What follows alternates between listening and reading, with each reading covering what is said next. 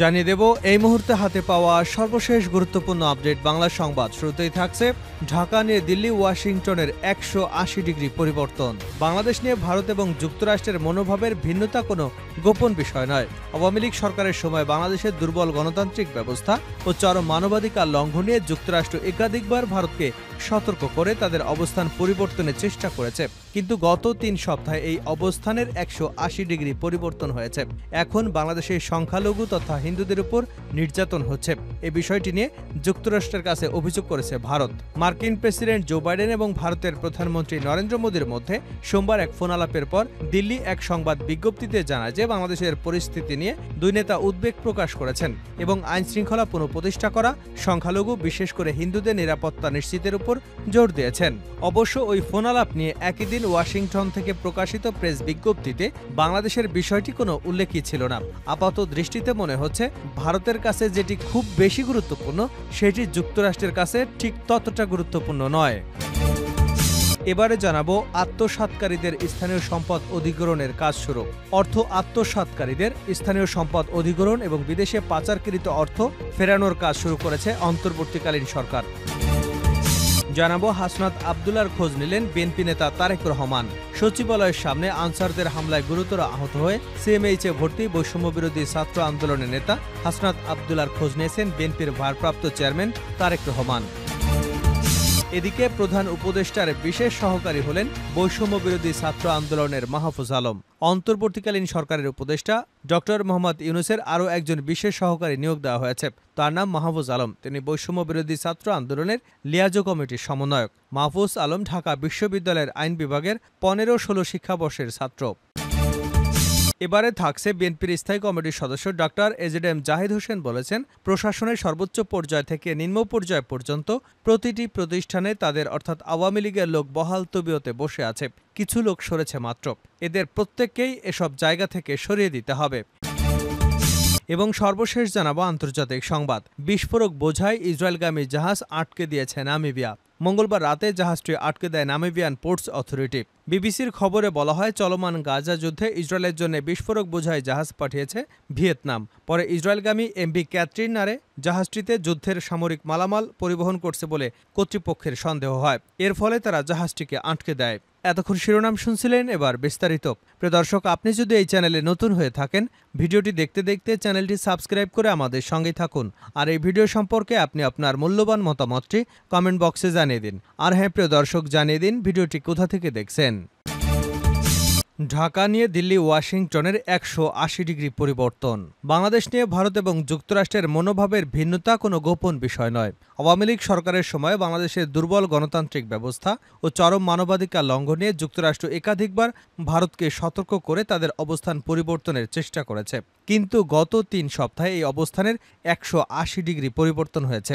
এখন বাংলাদেশের সংখ্যালঘু তথা হিন্দুদের উপর নির্যাতন হচ্ছে। এই বিষয়টি নিয়ে যুক্তরাষ্ট্রের কাছে অভিযোগ করেছে ভারত। মার্কিন প্রেসিডেন্ট জো বাইডেন এবং ভারতের প্রধানমন্ত্রী নরেন্দ্র মোদীর মধ্যে সোমবার এক ফোন আলাপের পর দিল্লি এক সংবাদ বিজ্ঞপ্তিতে জানায় যে বাংলাদেশের পরিস্থিতি নিয়ে দুই নেতা উদ্বেগ প্রকাশ করেছেন এবং আইন শৃঙ্খলা পুনঃপ্রতিষ্ঠা করা, সংখ্যালঘু বিশেষ করে হিন্দুদের নিরাপত্তা নিশ্চিতের উপর জোর দিয়েছেন। অবশ্য ওই ফোন আলাপ নিয়ে একই দিন ওয়াশিংটন থেকে প্রকাশিত প্রেস বিজ্ঞপ্তিতে বাংলাদেশের বিষয়ে কোনো কিছু উল্লেখ ছিল না। আপাত দৃষ্টিতে মনে হচ্ছে ভারতের কাছে যেটি খুব বেশি গুরুত্বপূর্ণ সেটি যুক্তরাষ্ট্রের কাছে অতটা গুরুত্বপূর্ণ নয়। এ বিষয়ে জানতে চাইলে সাবেক একজন কূটনৈতিক বলেন, আওয়ামী লীগ সরকারের সময় ভারত অস্বস্তিকর অবস্থায় ছিল এবং যুক্তরাষ্ট্রসহ পশ্চিমা বিশ্ব সতর্ক অবস্থান নিয়েছিল। অন্যদিকে এখন দিল্লি সতর্ক অবস্থানে রয়েছে এবং পশ্চিমা বিশ্বে স্বস্তিকর অবস্থা বিরাজ করছে। মোটা দাগে সমীকরণ উল্টে গেছে। সংবাদ বিজ্ঞপ্তিতে বাংলাদেশ দুদেশের মধ্যে যখন রাজনৈতিক আলাপ হয় তখন দ্বিপাক্ষীয় বিষয়ের পাশাপাশি উভয় দেশের জন্য গুরুত্বপূর্ণ আঞ্চলিক ও বৈশ্বিক বিষয় নিয়ে আলোচনা হয়ে থাকে। তবে উভয় দেশের একটি অভিন্ন অবস্থান না থাকলে তৃতীয় দেশ নিয়ে আলোচনায় সাধারণত প্রকাশ করা হয় না। যেমন বাইডেন মোদি ফোন আলাপের পর উভয় দেশের সংবাদ বিজ্ঞপ্তিতে ইউক্রেন ইস্যুতে কথা হয়েছে বলে জানানো হয়েছে, কিন্তু শুধু ভারতের সংবাদ বিজ্ঞপ্তিতে বাংলাদেশের প্রসঙ্গটি এসেছে। এ বিষয়ে জানতে চাইলে নাম প্রকাশে অনিচ্ছুক সাবেক এক কূটনৈতিক বলেন, প্রতিবেশী হিসেবে বাংলাদেশ নিয়ে ভারতের যে স্বার্থ সেটি যুক্তরাষ্ট্রের স্বার্থের থেকে অনেক গুণ বেশি। বাংলাদেশকে কেন্দ্র করে ভারতের নিরাপত্তা, পানি বণ্টন, মানুষে মানুষে যোগাযোগ সহ বিভিন্ন স্বার্থ রয়েছে, যা যুক্তরাষ্ট্রের জন্য প্রযোজ্য নয়। ফলে বাংলাদেশ নিয়ে ভারতের প্রতিক্রিয়া অন্য যে কোনো দেশের থেকে বেশি হবে, এটাই স্বাভাবিক। এবং সেটির প্রতিফলন হচ্ছে সংবাদ বিজ্ঞপ্তিতে এককভাবে বাংলাদেশের বিষয়টি উল্লেখ করা। দক্ষিণ এশিয়ার বিভিন্ন সময়ে প্রতিবেশীদের সঙ্গে ভারতের সম্পর্কের টানাপোড়েন গেছে।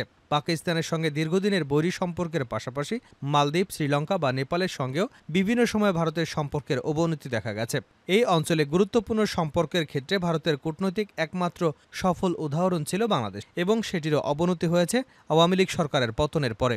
এ বিষয়ে আরেক সাবেক রাষ্ট্রদূত বলেন, গত 15 বছরে আওয়ামী শাসন আমলে বিভিন্ন সময় রাজনৈতিক বা অন্য কোনো অস্থিরতা ছিল এবং তখন ভারতের অবস্থান ছিল একটি দেশের অভ্যন্তরীণ বিষয়। কিন্তু সাম্প্রতিক পট পরিবর্তনের পর ভারত প্রকাশ্যে উদ্বেগ প্রকাশ করছে। তিনি আরও বলেন, ভারতের প্রকাশ্য উদ্বেগে তাদের সংবাদ মাধ্যম প্রচার হচ্ছে, কিন্তু ভারত যদি প্রকাশ্যে উদ্বেগ প্রকাশ না করত তবে হয়তো সংবাদ মাধ্যম ভারতের কূটনৈতিক ব্যর্থতার খবর অধিক করে ছাপা হতো।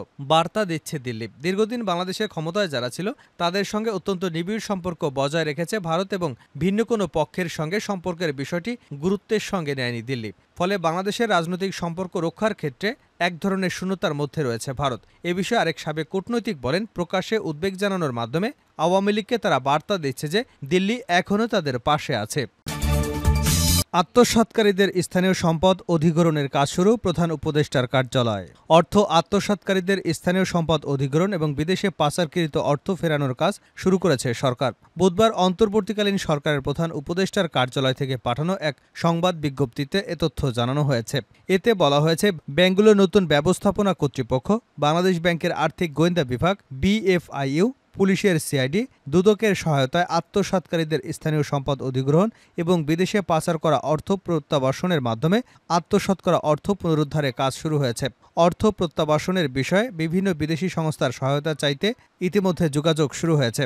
কিছু অসাধু ব্যবসায়ী এবং অন্যান্য প্রভাবশালী ব্যক্তি সাম্প্রতিক বছরগুলোতে ব্যাংকিং খাতে ব্যাপক দুর্নীতি এবং প্রতারণার মাধ্যমে নামে বেনামে বিপুল পরিমাণ অর্থ আত্মসাৎ করেছেন এবং বিদেশে পাচার করেছেন। এর সঠিক পরিমাণ নির্ণয়ের কাজ চলমান রয়েছে। এই আত্মসাৎ করা অর্থের পরিমাণ লক্ষাধিক কোটি টাকার উপরে হবে বলে ধারণা করা হচ্ছে। এ ধরনের দুর্নীতি এবং অর্থ পাচারের সঙ্গে সংশ্লিষ্ট ব্যাংক, আর্থিক প্রতিষ্ঠানগুলোতে ইতিমধ্যে সংস্কার কার্যক্রম হাতে নেওয়া হয়েছে। এর মধ্যে ইসলামী ব্যাংক, সোশ্যাল ইসলামী bank, national bank, United commercial bank, global ইসলামী ব্যাংক, ইউনিয়ন ব্যাংকের পর্ষদ পুনর্গঠন করা হয়েছে। অবশিষ্ট ব্যাংক এবং আর্থিক প্রতিষ্ঠানের সংস্কার কার্যক্রম শুরু করা হবে। নতুন ব্যবস্থাপনা কর্তৃপক্ষের মাধ্যমে আত্মসাৎ করা এসব অর্থের প্রকৃত তথ্য সংগ্রহ করা হবে এবং তাদের মাধ্যমে আত্মসাৎ করা অর্থের প্রকৃত পরিমাণ নির্ণয়ে অডিট কার্যক্রম শুরু করা হবে। সরকার খুব শিগগিরই একটি ব্যাংকিং কমিশন গঠন করবে, যারা সংশ্লিষ্ট প্রতিটি ব্যাংকে তদন্ত সাপেক্ষে প্রকৃত চিত্র প্রকাশ করবে এবং ব্যাংকগুলোর পুনর্গঠনের জন্য 6 মাসের মধ্যে একটি বাস্তবায়নযোগ্য রোডম্যাপ প্রণয়ন করবে। বিজ্ঞপ্তিতে বলা হয়, বাংলাদেশ ব্যাংক সরকারের লক্ষ্য হল সব আন্তর্জাতিক মানদণ্ড পরিপালনে সক্ষম একটি শক্তিশালী ব্যাংকিং খাত গড়ে তোলা। তবে এই উদ্দেশ্য অর্জনের কার্যক্রম শুরু থেকে শেষ পর্যন্ত আন্তর্জাতিক কারিগরি সহায়তা এবং অর্থের প্রয়োজন হবে। হাসনাত আবদুল্লার খোঁজ নিলেন তারেক রহমান। সচিবালয়ের সামনে আনসারদের হামলায় গুরুতর আহত হয়ে সিএমএইচে ভর্তি বৈষম্যবিরোধী ছাত্র আন্দোলনের নেতা হাসনাত আবদুল্লার খোঁজ নিয়েছেন বিএনপির ভারপ্রাপ্ত চেয়ারম্যান তারেক রহমান। বুধবার বিকেলে বিএনপির স্বাস্থ্য বিষয়ক সম্পাদক ডাক্তার রফিকুল ইসলাম সিএমএইচে গিয়ে দলের ভারপ্রাপ্ত চেয়ারম্যান তারেক রহমানের পক্ষে তার শারীরিক অবস্থার খোঁজখবর নেন। আনসারের হামলায় গুরুতর আহত হয়ে সচিবালয়ের সামনে অচেতন অবস্থায় পড়ে থাকলে বিএনপির নেতাকর্মীরা তাকে মেডিকেলে ভর্তি করেন এবং সঙ্গে সঙ্গে আইসিইউর ব্যবস্থা করা হয়। তার গুরুতর আহতের খবর শুনে সেই সময় ঢাকা মেডিকেলে ছুটে যান দলের সিনিয়র যুগ্ম মহাসচিব অ্যাডভোকেট রুহুল কবির রিজভী। ডাক্তার রফিকুল ইসলাম সহ ড্যাবের চিকিৎসকরা তাকে তাৎক্ষণিক চিকিৎসার ব্যবস্থা করেন। প্রধান উপদেষ্টার বিশেষ সহকারী হলেন বৈষম্যবিরোধী ছাত্র আন্দোলনের মাহফুজ আলম। অন্তর্বর্তী সরকারের প্রধান উপদেষ্টা ডক্টর মোহাম্মদ ইউনূসের আরও একজন বিশেষ সহকারী নিয়োগ দেওয়া হয়েছে। তার নাম মোহাম্মদ মাহফুজ আলম। তিনি বৈষম্যবিরোধী ছাত্র আন্দোলনের লিয়াজো কমিটির সমন্বয়ক। মাহফুজ আলম ঢাকা বিশ্ববিদ্যালয়ের আইন বিভাগের 2015-16 শিক্ষাবর্ষের শিক্ষার্থী। বুধবার এ বিষয়ে প্রজ্ঞাপন জারি করেছে জনপ্রশাসন মন্ত্রণালয়। এতে বলা হয়, মাহফুজ আলমকে অন্যান্য প্রতিষ্ঠান এবং সংগঠনের সঙ্গে কর্ম সম্পর্ক পরিত্যাগের শর্তে প্রধান উপদেষ্টার বিশেষ সহকারী পদে চুক্তিভিত্তিক নিয়োগ দেওয়া হয়েছে। তাকে সচিব পদমর্যাদায় বেতন এবং আনুষঙ্গিক সুবিধাসহ ওই নিয়োগ দেওয়া হয়েছে। যোগদানের তারিখ থেকে প্রধান উপদেষ্টার মেয়াদ অথবা তার সন্তুষ্টির সাপেক্ষে তার এই নিয়োগ কার্যকর হবে।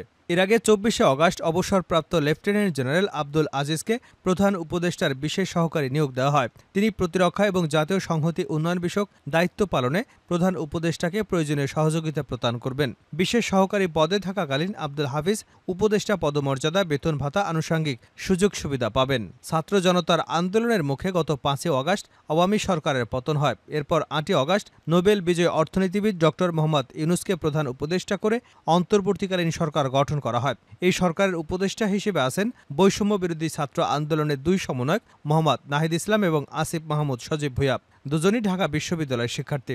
এত কম বয়সে অন্তর্বর্তী সরকারের উপদেষ্টা হবার মধ্য দিয়ে বাংলাদেশের ইতিহাসে নতুন নজির গড়েছেন তারা।